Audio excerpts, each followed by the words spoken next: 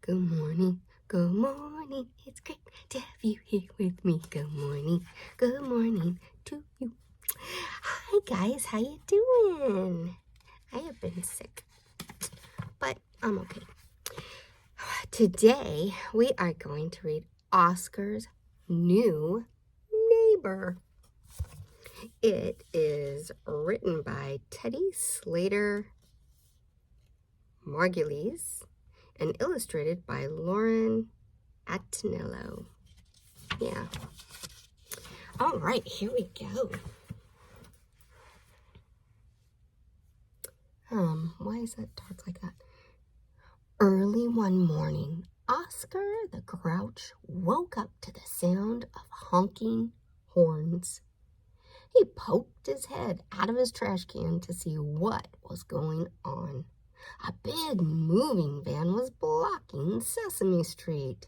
Hey, said Oscar. What a great traffic jam. It'll be hours before they get this mess straightened out. And you know, Oscar loves messes, right? Because he lives where? In a trash can. Yes. Oscar couldn't help smiling as he watched the movers unload a beat-up trash can. He'd never seen such super stuff. There was a fabulous French horn, some terrific tennis rackets, and a comfy-looking sofa that was almost exactly like the one that Oscar had.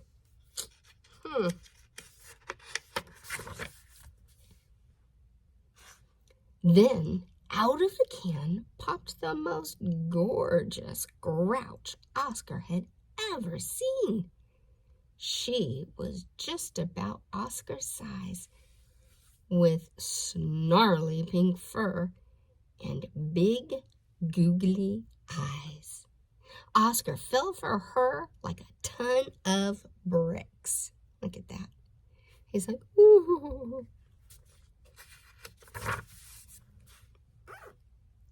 Oscar hurried across the street to introduce himself. Hi, I'm Oscar the Grouch, he said in a neighborly way. I'm Germaine the Grouch, she said in a grouchy way. When Oscar heard that, his smile got even broader. Germaine, he thought to himself. Jermy for short. What a great name! Clearly, they were made for each other. But Germaine took one look at Oscar's goofy grin and said, Get lost, furbrain. Oh my. That wasn't nice, huh? We should not call names. Bright and early the next morning, Oscar went back to visit his new neighbor. In his arms, he carried a bunch of stinkweed and a bag of rotten apples. How romantic, huh? Oscar hid the gifts behind his back as he knocked on Germaine's can. He wanted to surprise her, but as soon as Jermy saw Oscar, she slammed down the lid. Cling!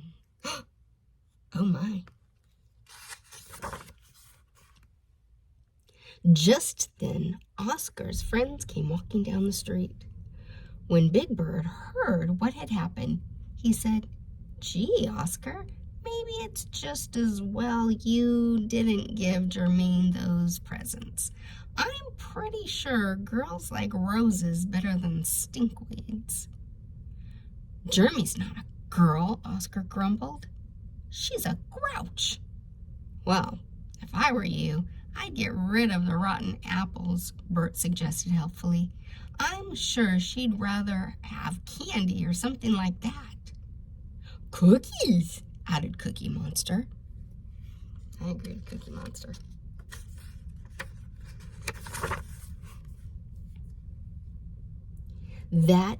The next day, Oscar set off to see Germaine again. This time, he took her a bouquet of red roses and a 2-pound tin of chocolate chip cookies. Germaine is going to love those flowers, said Big Bird. And cookies, said Cookie Monster. I just hope that you guys know what you're talking about, Oscar said doubtfully. P.U., said Germaine, when she saw the flowers and the cookies. Where'd you get this junk, hairball? And she told him to get lost again. Oh my.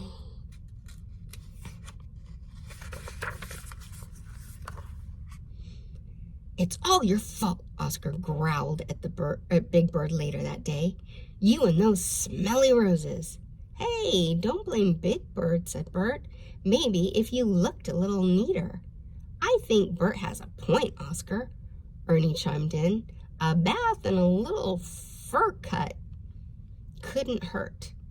I trim Bert's hair all the time, he said proudly, and he looks terrific. Why don't you come over to our place and we'll see what we can do with you? Uh-oh. What do you think? Are they doing the right thing? They're trying to help, but do you think it's helpful? I don't know. Promise you won't tell anyone else about this? Oscar muttered as Ernie combed his fur. Relax, said Ernie. Germaine is going to love the new you.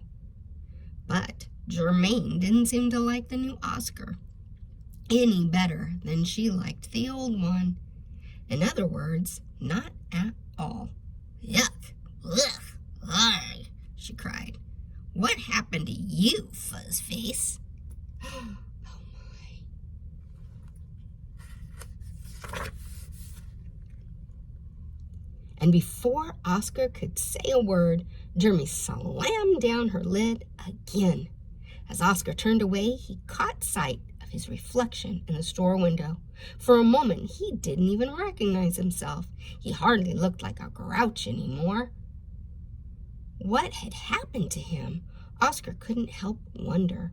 He'd stopped being himself. That's what. All to please Germaine?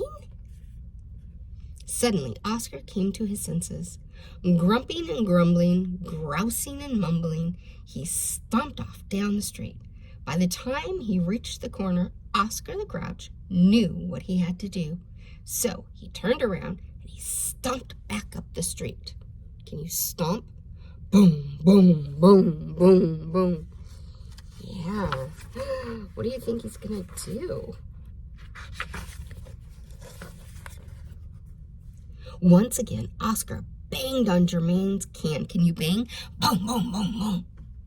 But this time, she wouldn't even come out. That didn't stop Oscar. In his loudest, grouchiest voice, he proceeded to tell Germaine exactly what he thought of her. You grouchy little grouch, he began. And I wouldn't talk to you if you were the last grouch on earth, he ended. The middle part was just too grouchy for words. Oscar was about to stomp off for the final time when Germaine popped her head out of her can and gave him an irresistible, grouchy grin. Now you're talking, she said. I was beginning to think that I was the only true grouch on this whole goody-goody street. So she liked him being that way, huh? My. Don't try this at home. That very afternoon, Oscar and Jeremy had a lovely picnic at the town dump. She brought a basket of sardine and jelly sandwiches. Ugh. He brought a pitcher of lukewarm cabbage egg. And the two true grouches had a grand old time. Look at that. So, a grouch needs a grouch to be grouchy, I guess, right? But I think the moral of this story is you don't change who you are for someone else. Be true to what God created you to be, right? I love you.